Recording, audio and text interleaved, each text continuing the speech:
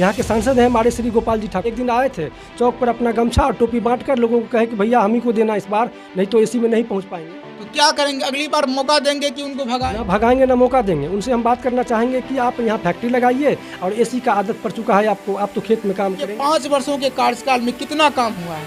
वो अपना काम कुछ नहीं बताते हैं कि मैंने कुछ किया, वो तो मोदी जी का काम बता रहे हैं कि मोदी जी ने कभी कश्मीर में और कभी बोले कि पाकिस्तान में एयर स्ट्राइक करवाया।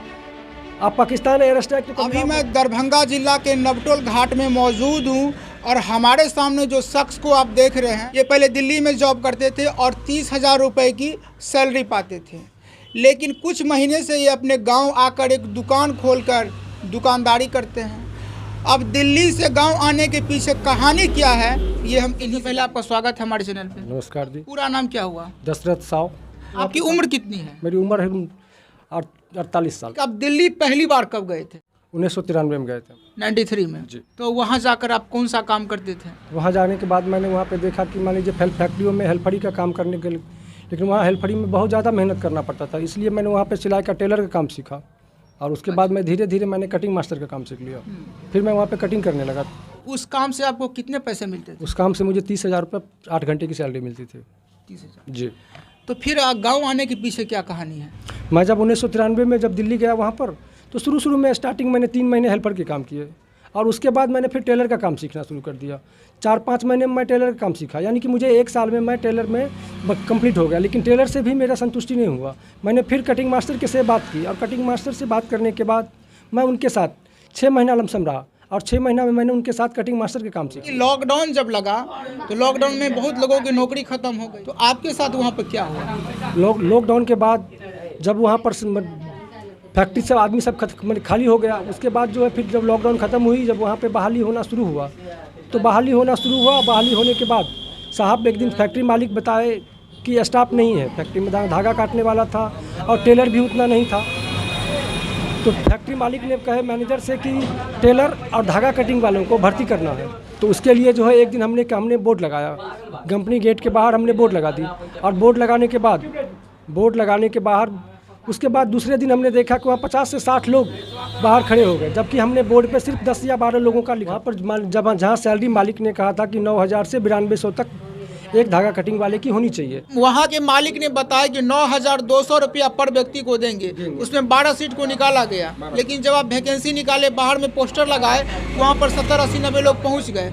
इसके बाद वहाँ के लोग, मैनेजर क्या बोले? उसके बाद मैनेजर साहब ने देखा भीड़, तो उन्होंने बुलाया हमको ऊपर कि सबसे मतलब तनख्वाह की बात बता दिए। तो मैंने कहा सर सैलरी के बारे में तो नहीं बताया हूँ। तो बोला सबको ऊपर ले आओ। सबको हमने फिर ऊपर लेके आए। ऊपर लाने के बाद सभी को, जी सबको ऊपर ले आए, सबसे दिन भर काम करवाया गया। इनको कहा कि भाई इनको हम शाम को या कल सुबह इनकी सैलरी बता देंगे। लेकिन सुबह जब हम दूसरे दिन आए इनको, तो मैनेजर कह रहे हैं कि अगर हम इसको 9,000 देते हैं तो 9,000 में नहीं, इनको हम 6,000 देंगे, बाकी 3,000 हम लोग आपस में बांट लेंगे। तो हमने कहा कि नहीं, मुझे जब 30,000 रुपये मिल रही है और आपको 50,000 मिल रहा, तो हम फिर दूसरे का हिस्सा क्यों लेंगे? हम नहीं लेंगे। इसलिए नहीं लेंगे कि उनको 6,000 में उनका परिवार नहीं चलेगा, इसलिए 9,000 अगर मालिक दे रहा है तो 9,000 वो उनको मिलना चाहिए। इसी बात को लेकर के मैनेजर ने कहा कि भाई ठीक है, तुमको काम नहीं करना है तो तुम जा सकते हो। तो मैंने कहा सर मैं तो जाऊंगा, लेकिन ये बात मालिक को बता कर जाऊंगा। और जब मैंने मालिक को बुलाया, मालिक आए। मालिक आने के बाद मालिक ने कहा कि ठीक है, जब कंपनी 6,000 में काम करने के लिए महिला तैयार है तो फिर हम 9,000 में क्यों रखें। और वो 5,000 6,000 में सबको लोगों को बहाल किया।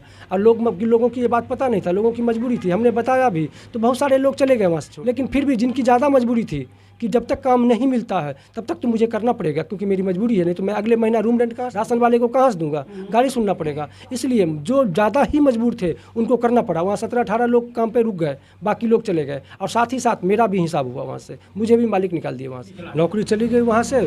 फिर हमने अपने दिमाग में बस एक ही बात संकल्प लिया कि मुझे अपने घर जा कर के और एक अपने सब बिहारी भाइयों को जगाना है।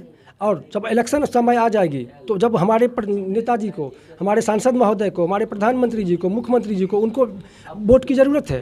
अगर उन्हें वोट चाहिए तो हमें फैक्ट्री चाहिए। और इसीलिए हमने अपना एक पार्टी का संगठन बनाया और हमारे साथ आज लाखों लोग। अपनी पार्टी का नाम बताइए। हमारे पार्टी का नाम है भारतीय युवा मजदूर सेवा संघ। दिल्ली में नौकरी को छोड़ते हैं और आते हैं अपने गांव। तो गांव आने का मकसद इनका एक ही था कि बिहारी के साथ जो बाहर में दुर्व्यवहार किया जाता है उसको कैसे कम किया जाए। अभी आप इस मामले में क्या कर रहे हैं कि आप गांव के लोगों को कैसे मोटिवेट कर रहे हैं? मैं इसको सिर्फ एक ही बात कहता हूँ कि क्या आप अपने लड़के की शादी किया, लड़के का शादी करने के बाद क्या आपका बेटा आपसे प्यारा नहीं कि आपका अपनी बहू घर में है और बेटा बाहर जाए? आप हर व्यक्ति चाहते हैं कि हमारा पूरा परिवार एक साथ हो, अपने बच्चे को, अपने माँ बाप को, अपने की भाई बहन को, किसी को छोड़ के हम प्रदेश ना जाएं। क्योंकि अगर मजबूरी ये है कि वहाँ इनका कोई आमदनी नहीं है। अगर वो फैक्ट्री हमारे पास यहाँ लग जाती है तो हर व्यक्ति को यहाँ रोजगार मिलेगा, कोई अपने प्रदेश नहीं जाए। तो बड़े बड़े ताकतवर लोग लगे हुए हैं, तो उनसे कैसे लड़ेंगे आप? वो ताकत उनका नहीं है, वो ताकत हमारा है, क्योंकि वोट हमारा है, इसलिए वो ताकत हमारा है। बस उनके पास सिर्फ इतना है कि पैसा है। 5 साल उन्होंने गद्दी पे बैठा तो उन्होंने बोरी का बोरी हिसाब करके घर घर में रख लिए। लेकिन यहाँ के सांसद कौन है? यहाँ के सांसद हैं हमारे श्री गोपाल जी ठाकुर मत। तो गोपाल जी ठाकुर जी कभी यहाँ आते हैं कि नहीं? अभी तक तो फिलहाल नहीं आए। एक दिन आए थे, चौक पर अपना गमछा और टोपी बांट कर लोगों को कहे कि भैया हम ही को देना इस बार, नहीं तो एसी में नहीं पहुँच पाएंगे।